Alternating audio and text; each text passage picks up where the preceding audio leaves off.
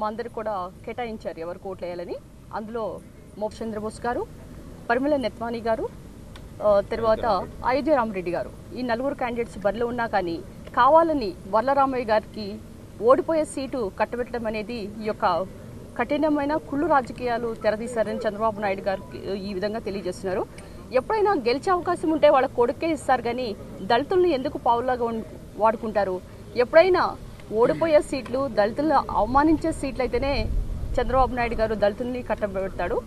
ఎప్పుడైనా vote bank రాజకీయాలకి దళితులను వాడుకున్నారు కానీ దళితులు కూడా ఎప్పుడు పెద్దపీట వేసిన దాఖలే లేదు.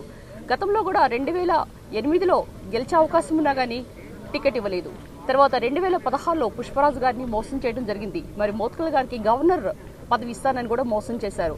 మరి 2018లో ఈ వరలరామయ్య గారికే రాజ్యసభ సీట్ ఇస్తానని చెప్తే ఆయన హడావుడిగా పట్టు పంచలు చొక్కా వేసుకొని బయలుదేరి వారధి నుంచి మళ్ళీ ఆయన బ్యాక్ వెళ్ళటం మనం చూసాం. మరి అలాంటి వ్యక్తికి ఈ సీట్ ఇవ్వడం అనేది ఇందులో ఆయన యొక్క కపట వైఖరి కనిపిస్తుంది. గతంలో ఎప్పుడు కూడా చంద్రబాబు నాయుడు గారు దళితుల్ని ఎలా పావులుగా వాడుకున్నారంటే ఆయన చెప్పే వాక్యంలోనే మనకి తెలుస్తుంది. ఎవరైనా ఎస్సీగా పుట్టాలనుకుంటారా అని అంటే అర్థం ఏంటి అంటే దళితులకి ఆయన ఎలాంటి రెస్పెక్ట్ ఇచ్చాడు?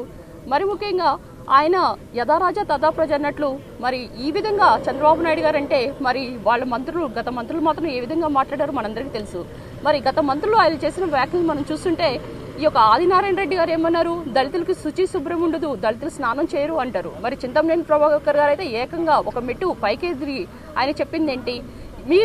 మీకు దళితులు మీకెందుకు రాజకీయాలు అంటాడు. ఇక చాలా మంది మనం చూసుకుంటే ఇక దళితుల్ని ఎంత అవమానపరిచారో మనందరం కూడా మనం గమనించాల్సిన విషయం ఉంది ఇందులో. అయితే దళితులకి ఓడిపోయే సీటు కట్టబెట్టడం అనేది అంటే ఈ యొక్క వరలరామయ్య గారు ఈరోజు వరలరామయ్య గారు ఈ విధంగా దళితుల్ని మోసం చేసే సీట్లో ఈ విధంగా నిలబెట్టడం అనేది ఎంత కుటీరమైన అండ్ ఆయన కపటమైన చర్య మనం చూస్తున్నాము. అయితే ఇప్పుడైనా వరలరామయ్య గారు మేల్కోవాలి. ఇలాగా దళితులని మోసం చేసే సీట్ల మీద నిలబెట్టి ఈ దళితుని ఏ విధంగా అవమానపరచడం అనేది మనం చూస్తే ఆయన పిల్లనిచ్చిన రామయ్యకే దిక్కులేదు. మరి ఈ పిల్ల రామయ్య అంటే పలకిలి మోసిన ఈ రామయ్యకి ఒక లెక్క చంద్రబాబు నాయుడు గారిని మనం చూడాలి. అయితే ఈ యొక్క ఓడిపోయే సీటు రామయ్యకి ఇవ్వటం అనేది చూస్తుంటే మనకి చాలా బాధ అనిపిస్తుంది. వరలరామయ్య గారు ఇప్పుడైనా మీరు వెళ్ళి చంద్రబాబు నాయుడు గారిని ప్రశ్నించండి.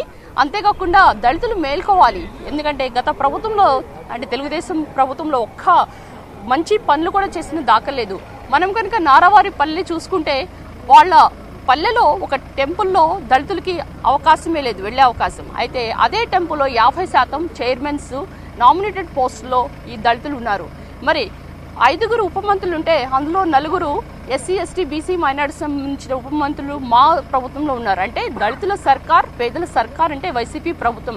కనుక ప్రతి ఒక్క నామినేటెడ్ పోస్ట్లో ఇప్పుడు మార్కెట్ యార్డ్ చైర్మన్స్ కానివ్వండి, ఎలక్షన్లో కానివ్వండి, మరి దళితులకి చాలా పెద్దపీట వేసిన ప్రభుత్వం సంక్షేమ ప్రభుత్వం వైసీపీ ప్రభుత్వం. కనుక మా ప్రభుత్వంలో దళితులకి అందరు కూడా న్యాయం చేస్తారు. కనుక జగన్మోహన్ రెడ్డి గారు నాయకత్వంలో ఈ యొక్క దళితులకి పెద్ద పీట వేసి ఈ యొక్క ఓటు బ్యాంక్ రాజకీయాలకి తెర తీసే మాదిరిగా, ఈ తెర దించేసే మాదిరిగా కూడా మా ప్రభుత్వం ఈ యొక్క ప్రయాణిస్తుంది.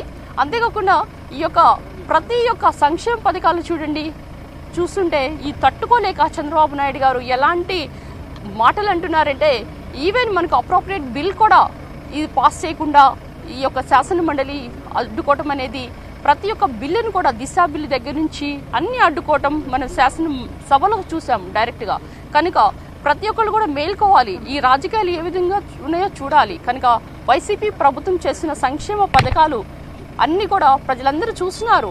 నవరత్నాలు, నవ్యాంధ్రప్రదేశ్కి నవశకం పలికిన నాయకుడు అంటే జగన్మోహన్ రెడ్డి గారు. ప్రతి ఒక్క ఇంటికి కూడా నవరత్నాలు వెళ్ళి మా యొక్క సంక్షేమ పథకాల వల్ల ప్రజలందరూ కూడా ఎంతో సంతోషంగా ఉన్నారు. కనుక ప్రజలు గమనిస్తున్నారు. కనుక ఈ కుళ్ళు రాజకీయాలు మీరు మానుకొని చంద్రబాబు నాయుడు గారు, నేను మీకు ఒక్కటే చెప్తున్నా, ఇప్పుడన్నా మీరు 40 సంవత్సరాల అనుభవం అంటున్నారు, తర్వాత 14 సంవత్సరాలు మీరు ముఖ్యమంత్రి పదవి కూడా చేశానంటున్నారు. మీరు ఈ దళితుల మీద ఈ యొక్క అరాజకీయాలు మీరు మానుకొని మీ యొక్క ఈ ఓడిపోయే సీటుని వరలరామయ్య గారికి ఇచ్చి మోసం చేయడం అనేది, అంతేకాకుండా ఈ ఓడిపోయే సీటు గురించి మీరు సుదీర్ఘమైన ప్రెస్ మీట్స్ పెట్టడం, తర్వాత మీరు ఈ ఓడిపోయే సీటు గురించి ఏదో హంగామా చేస్తూ మీ యొక్క మేకపోతు గాంభీర్యాన్ని ప్రదర్శించడం చూస్తుంటే ఈ దళితులు చాలా అసలు డాక్టర్ బాబాసాహెబ్ అంబేద్కర్ని మీరు తూట్లు పడిచే మాదిరిగా మీరు మాటలు ఉన్నాయి కనుక మీరు ఒక్కసారి బుద్ధి తెచ్చుకొని ఈ దేవుడు మీకు ఈ యొక్క మంచి బుద్ధి ప్రసాదించాలని కోరుకుంటూ మీడియా పరంగా ఈరోజు నేను మీకు తెలియజేస్తున్నాను.